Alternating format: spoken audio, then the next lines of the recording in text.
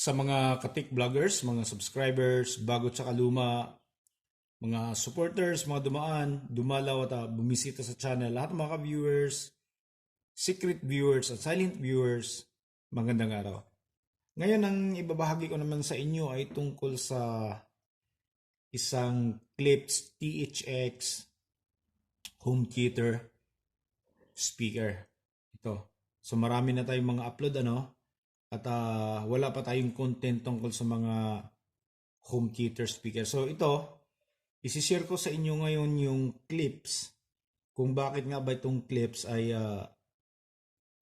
isa sa mga pinakamahal na speaker. Kahit na yung ordinaryong 2-channel speaker lang at mga ganito at mga home theater speaker. Kung bakit nga ba mahal noon hanggang ngayon. Yung mga bagong release nila mahal pa rin. So ito ngayon yung ipapakita natin sa inyo at ikukumpara natin kunti sa mga ibang brand at para malaman nyo kung ano nga ba yung mga laman nito sa loob at ano nga ba yung mga materials na ginagamit.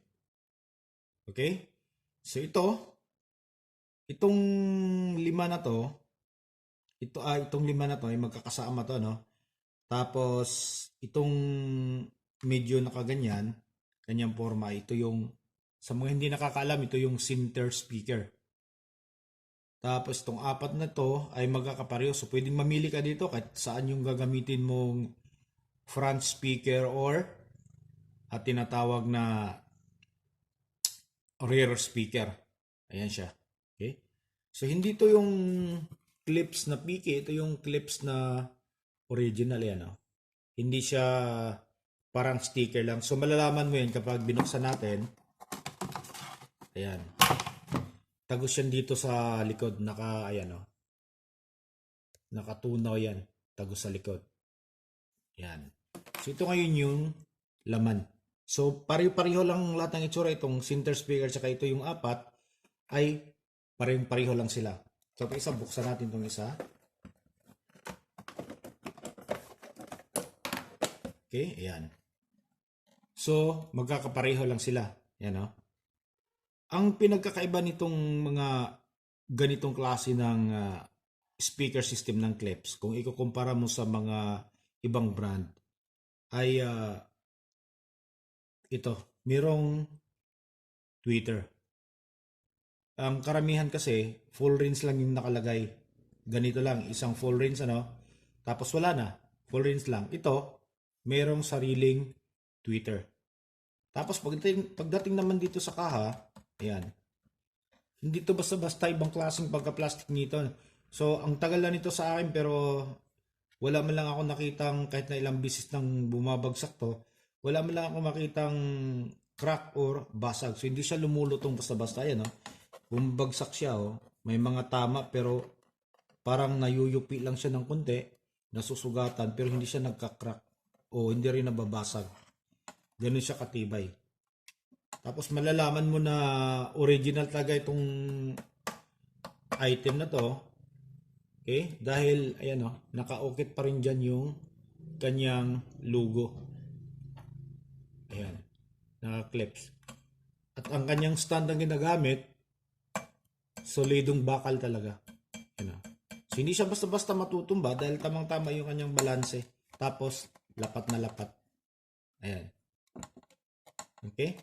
Dito naman sa center speaker, ito yung center speaker natin ay pwede nating itingala o nakayoko. So ito lang yung i-adjust natin. Ayan Ito. Ito yung kanyang pihitan. Ayan Pag niluluwagan natin yan, nalalaglag. Okay? Ayan. Tapos, ang tibay ng nito, yung spring clip terminal. Ang titibay yan Napakalakas pa rin ng tension kahit na medyo luma na siya, napakalakas pa rin ng tension. So ibig sabihin, nasa condition pa rin yung dalawang spring sa loob. Ayan. So solidong-solido yung kanyang kaha. Ayan. So ngayon, yung sa loob naman, papakita naman natin kung ano yung laman sa loob. Okay, tabi natin to. So pagdating sa loob,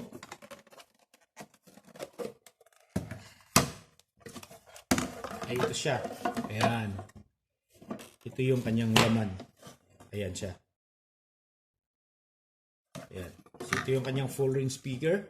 Ito naman yung kanyang tweeter, naka-double magnet. Ayan. Sa ibang ordinaryong ano lang, home theater speaker, yung mga maliliit na home theater speaker, hindi ka makakita ng dividing network sa loob. Hindi katulad nito. Makikita mo lang doon na nakakasa sa full range or mid-high speaker ay ano lang, isang pirasong electrolytic capacitor. Yung medyo galante na konti ay may kasamang may kasamang tawag to, may kasamang resistor. So hindi katulad nito, ayan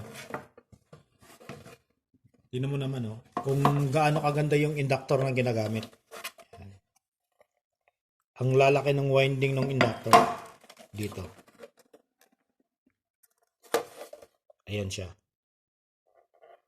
Ayan Ang laki ng winding ng inductor niya. Hindi mo makikitaan na tinipid. Kaya lang, yun talaga, medyo mataas yung kanyang presyo kung ikukumpara mo siya sa iba. Yan. So, ito yung kaibahan ng Klipsch home theater speaker kaysa iba. Kung bakit siya matibay at kung bakit maganda siya tumunog at bakit mahal. Ayan. Dahil sa kanyang mga ginagamit na mga piyesa. Okay? Yan siya Ang ganda. May sariling dividing network, may tweeter, tapos solid na solid yung kaha. Tinam naman yung hindi ka matatakot na humiwalay or mabasag yung kanyang kapitan ng speaker dahil naka-bolt and nut siya. Ayan. Naka-bolt and nut. Dito lang yung naka-direkta naka-screw sa plastic. Pero yung speaker niya, dahil nga medyo may kabigatan yung kanyang speaker, kaya ayan, sinisigurado nila. Naka-bolt and nut talaga. Okay, so hanggang dito na lang siguro tayo. At least meron tayong na-isi-share. Baka may mga hindi pa nakakaalam. Bakit nagtataka sila kung bakit nga ba napakamahal ng Klipsch? Ano bang meron sa loob? At ano ba yung mga ginagamit? Okay, so hanggang dito na lang siguro tayo. Maraming salamat. God bless at bye-bye.